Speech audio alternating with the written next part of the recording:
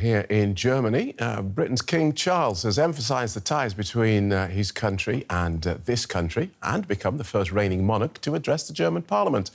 A busy day for the King also included visits to a military unit and an organic dairy farm and cheesemaker. Standing ovations for the King. Alternating between German and English, Britain's Charles III praised the British-German friendship in a historic speech that frequently drew laughter from lawmakers.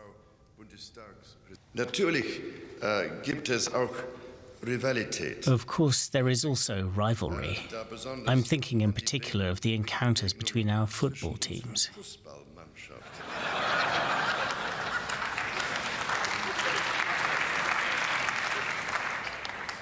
With that in mind, it was very special that the English women's soccer team, the Lionesses, became European champions by beating Germany.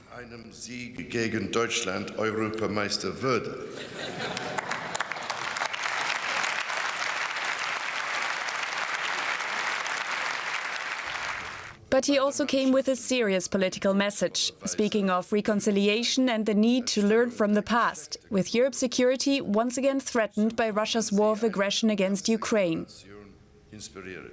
The world has not passively stood by. Even as we abhor the appalling scenes of destruction, we can take heart from our unity in defense of Ukraine, of peace and freedom. Verteidigung der Ukraine, des Friedens und der Freiheit. Charles then went on to visit some of the Ukrainians who have taken refuge in Germany since Russia's invasion and highlighted how both Germany and the UK are providing support.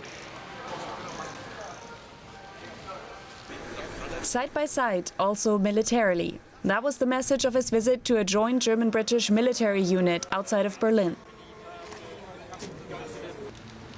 And last but not least, at this eco-village, Charles got his hands down and dirty, helping to make cheese and discuss organic farming.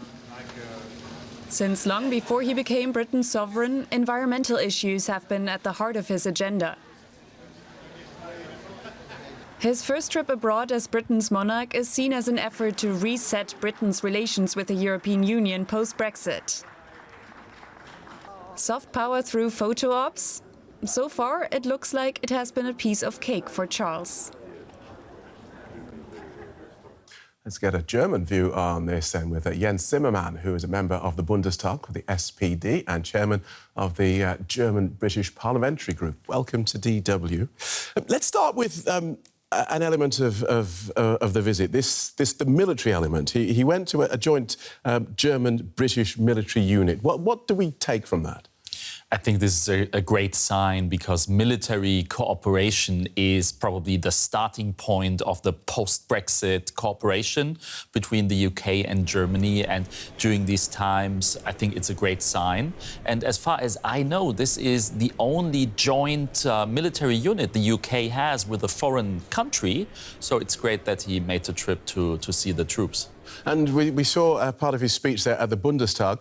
Unusually political for a reigning monarch, talking about Ukraine and about Germany's contribution.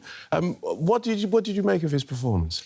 I agree. I was surprised having such a political king in the Bundestag. And I talked to many of my colleagues who said, this was an amazing speech. We haven't had one of these in the last 10 years in the Bundestag. And it was forward-looking on the one hand, but he also had our joint history in mind, talking about World War II and so on. So it was surprising, but I think it was applauded at the Bundestag. OK, so we've had a few years since Brexit was first announced and then completed, and a few prime ministers, actually, in that time. How do you think the King has done in terms of repairing the damage that's been done by that process?